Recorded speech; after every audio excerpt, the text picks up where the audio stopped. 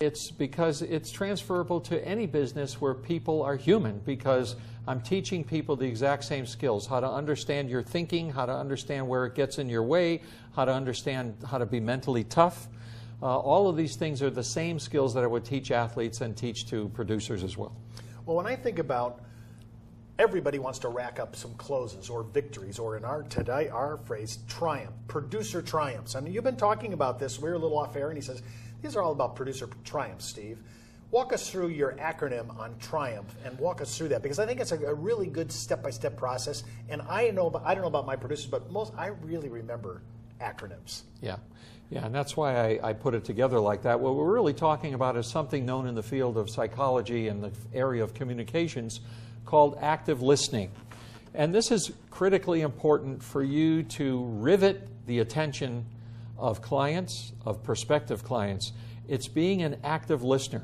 And not only does it rivet their attention because they recognize that you're genuinely listening to them, but it forces you to genuinely listen to them, because so many times we have so many things on our mind and so much that we want to say in trying to sell a client or trying to convince a client of something that we're really focused on what we're saying instead of what they're saying. That's the mistake. So this acronym I put together is a step method of forcing you to be an active listener. So the T in triumphs is treat your client or customer with respect and value. That's critically important.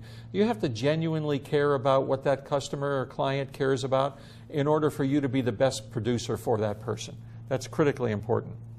The next step is R, reflect. This is the most important part of the communication process, the listening process. You need to reflect back what you just heard this person say to you before you respond to it. Many times a person may ask a question, for example, the last producer I was with sold me a product that really wasn't good, so I'm not sure how I feel about buying another product. Instead of you defensively responding to that, you reflect what the person said and paraphrasing yourself, something like this: I understand why there may be some mistrust on your part of producers because of an experience you've had before. Now, as soon as you say that, you've locked in that person.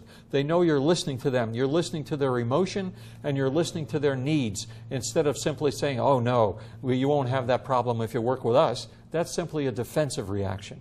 So it's critically important to always reflect back to the person what you heard them say before you respond, so you make sure you're on the same page. And that particular issue, by the way, you can use whether you're having a discussion with your spouse or with a business associate. It's something you can teach yourself to do that will serve you tremendously in any communication, is to make sure you're listening before you're responding. I just thought of this phrase, the thoughtful pause. The thoughtful pause is very important. Many people are afraid of a pause, by the way. They think that pausing makes them uncomfortable because it sounds like they don't know what to say. But pausing simply respects the person you're speaking to and lets them finish what they're saying, and then you reflect. So what I hear you saying is this: you're feeling uncomfortable, you're feeling worried, the future looks uncertain to you. As long as you understand what they're saying, you know then what to do, and they are riveted with attention. Well, I appreciate that, and I think that gives people a little more, I'd say, confidence that a pause is appropriate. It is. The next one, I, is using I statements instead of you statements. A you statement would be, you don't like this product, you don't see the value of this product. That makes the person defensive. An I statement is, I understand that you're confused because you don't have all of the information about this product. Or I understand you've never heard about this product before. That kind of thing. So we want to use I statements instead of you statements. The I statements are much less threatening, and they help you explain to the person that you're on the same page. Well, I think that's a huge issue because we're always pointing the finger, and that's the last thing we want to do. Absolutely.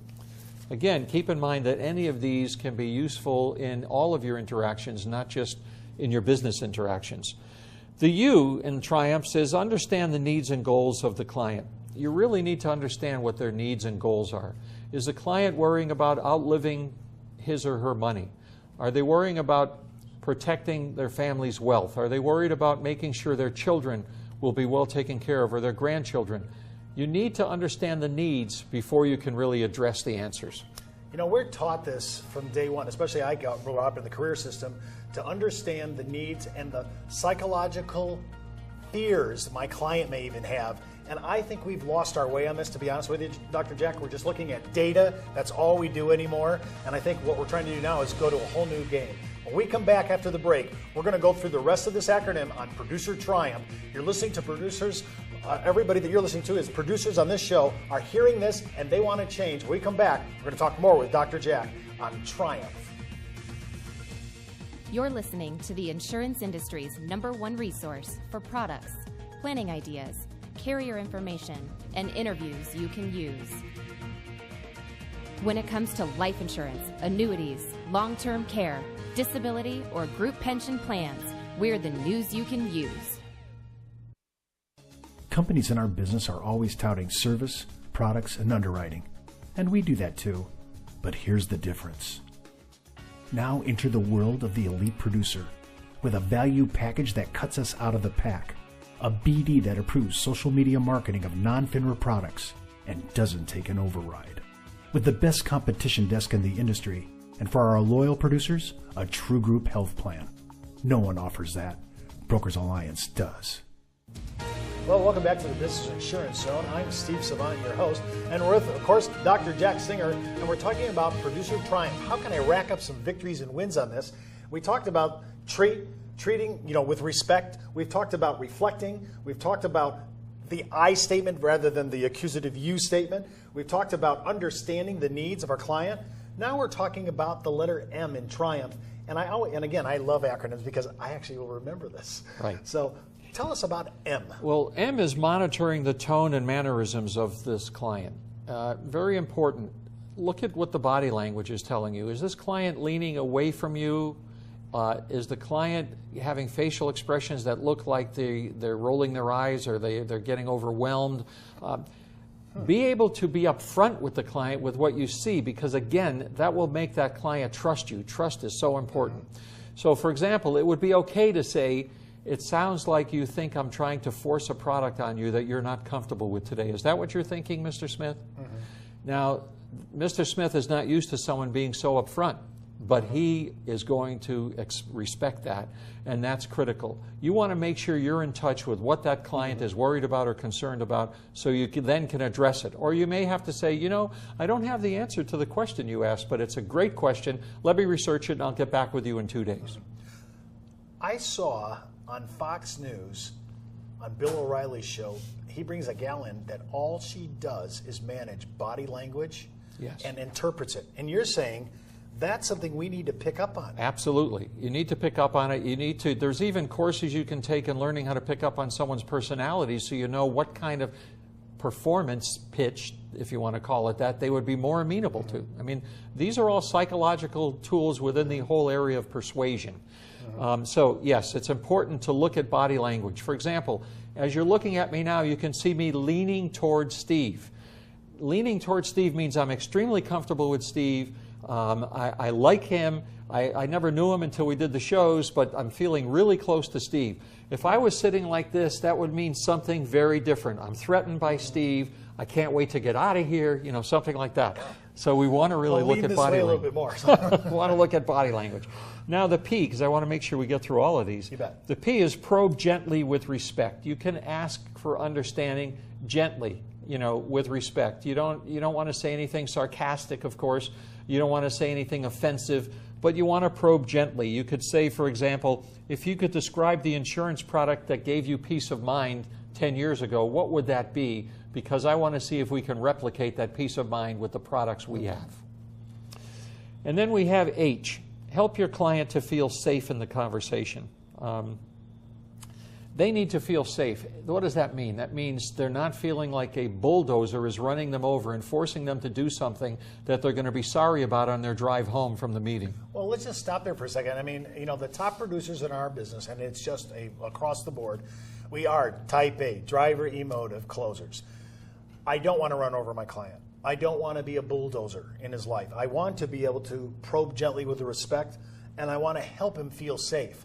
But I'm wondering if I'm overwhelming them, maybe with I might have superior academic knowledge, I might have great communication skill sets, and I'm just bringing an intimidation rather than a more relaxed feeling for my client. How does type A, because a lot of our big producers are like this. Well, I think first you have to understand, and the best way to understand is to ask the question, is what I'm saying, are you understanding it or am I losing you? Ask the question. Now, for example, you yourself, Steve, I'm going to give you your own little feedback session here. Here we go. Okay.